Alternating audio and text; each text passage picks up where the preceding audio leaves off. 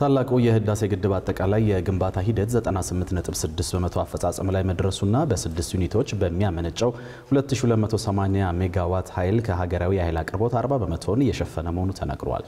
ይህ የተነገረው ጠቅላይ ሚኒስትር አብይ አህመድ የሚኒስቴር መስሪያ ቤቶችን ጥቅል የሥራ አፈጻጸም በገመገሙበትና በርካታ ሀገራዊ ጉዳዮች በተነሱበት መድረክ ላይ ነው። በኢትዮጵያ የተተገበረው የማክሮ ኢኮኖሚ ፖሊሲ ማሻሻያ በዜጎች ላይ የከፋ ጫና እንዳያስከትል ባለፉት 9 ወራት 211 ቢሊዮን ብር ድጎማ መደረጉና አመቱ ሲጠናቀቅም ይህንን መጠን ወደ 400 ቢሊዮን ብር ለማድረስ ስለመታቀዱም በዚሁ ጊዜ ሰምተናል። አቤል አበበ በመድረኩ ላይ ከተነሱ በርካታ ጉዳዮች ውስጥ የተወሰኑት እንደሚከተለው አጠናክሯቸዋል።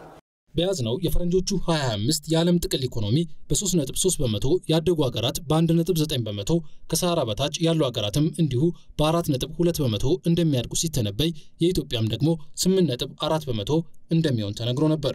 እናም ይህንኑ ትንበያ እውን ለማድረግ እየሰራ መሆኑን የሚናገረው የኢትዮጵያ መንግስት በዚሁ ዓመት ለማዳበሪያ 62 ቢሊዮን፣ ለነዳጅ 60 ቢሊዮን፣ ለደሞዝ 38.4 ቢሊዮን፣ ለዘይት 6.1 ቢሊዮን እንዲሁም ለመድኃኒት 3.5 ቢሊዮን ብር በድምሩ ባለፉት 9 ወራት 211 ቢሊዮን ብር ለድጎማ በጀት መዋሉንና በአመቱ መጨረሻም ይህንኑ ቁጥር እስከ 400 ቢሊዮን ሊያደርስ እንደሚችል ተብራርቷል። ሴፍቲኔት በዚህ መጠን የጨመረበት ምክንያት በሪፎርሙ ምክንያት ተጋላጭ የሆኑ ዜጎቻችን በሚመጣው ያጭር ጊዜ ተጽዕኖ ወደ ከፋ ችግር ውስጥ እንዳይገቡ ለማድረግ የተደረገ ነው።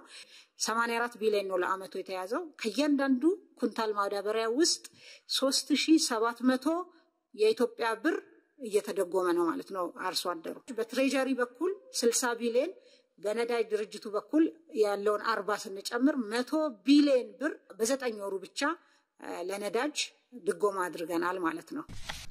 ከዚህ ቀደም ከአበዳሪዎቿ የ1.4 ቢሊዮን ዶላር የጊዜያዊ ዕዳ ክፍያ ማቆም ፈቃድን ወይንም ስታንድ ስቲልን አግኝታ የነበረችው ኢትዮጵያ ያደረገችው የኢኮኖሚ ሪፎርም የ3.5 ቢሊዮን ዶላር የዕዳ ሽግሽግ ይዞ የመጣ መሆኑን ጠቅሰው ሽግሽጉ ከዓለም አቀፉ የአበዳሪዎች ኮሚቴ ጋር በተደረገ ንግግር በእኛው አቆጣጠር እስከ 2020 ዓመተ ምህረት የሚዘልቅ እንዲሆን ከስምምነት መደረሱን የጠቆሙት ይሄ 3.5 ቢሊዮን ዶላር ዕዳ በ2017 የ1.5 ቢሊዮን ዕዳ ሽግሽግ፣ በ2018 የ400 ሚሊዮን፣ በ19 የ500 ሚሊዮን እና በ2020 የ1.5 ቢሊዮን ዶላር የዕዳ ሽግሽግ በሚያስገኝ ሁኔታ ስምምነት ላይ ተደርሷል።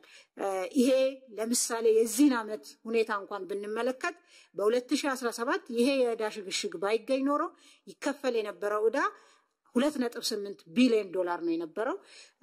ይሄ ዕዳ ሽግሽግ በመገኘቱ ወደ 1.9 ቢሊዮን ዶላር ብቻ ነው የሚከፈለው። 2016 ዓመተ ምህረት ሲጠናቀቅ ጠቅላላ የውጭ ዕዳ ከኢትዮጵያ ጥቅል ሀገራዊ ምርት አንጻር የነበረው ድርሻ 13.7% ማድረስ ችለናል ያሉት የፕላንና ልማት ሚኒስትሯ ከኢኮኖሚ ሪፎርሙ በፊት የውጭ ዕዳ በሀገራዊ ጥቅል ምርት ላይ የነበረው ድርሻ 30% እንደነበር ማስታወስ ይገባል ሲሉ ነው የተደመጡት።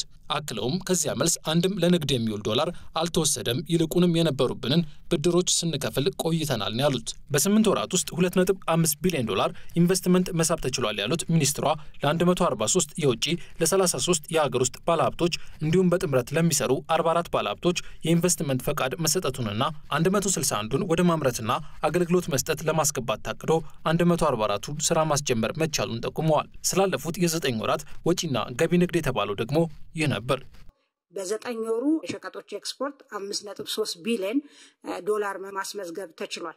ይሄ ከአምና ጋር ሲወዳደር በ108% ይበልጣል። ባለፉት 8 ወራት ለኢምፖርት 11.9 ቢሊዮን ዶላር ከፍለናል። ከአምናው የ1.2% ጭማሪ ያለው። አብዛኛውን የኢምፖርት ለምንመድበውን ዶላራችን የሚሄደው የነበረው ለፍጆታ ዕቃዎች ነው የነበረው። በዚሁ ጊዜም ሊጠናቀቅ የወራቶች ዕድሜ እንደቀረው የተነገረለት ታላቁ የህዳሴ ግድብ የሀገራዊ ኃይል አቅርቦትን 40% እየሸፈነ መሆኑን ያነሱት የፕላንና ልማት ሚኒስትሯ 30 ቢሊዮን ብር ያወጣል ስለተባለው የአዲሱ የአየር ማረፊያ ግንባታም ተናግረዋል። ከዚህ 2280 ሜጋዋት ማመንጨት ጀምረናል።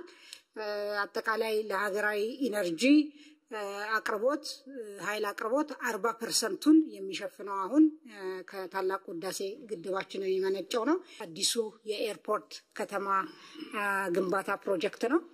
አሁን ባለንበት ከ30 ቢሊዮን ብር በላይ በሆነ ኮንትራክት 8 ሎት በ8 ሎት የግንባታ ቦታውን የማዘጋጀት ስራ እየተሰራ ይገኛል።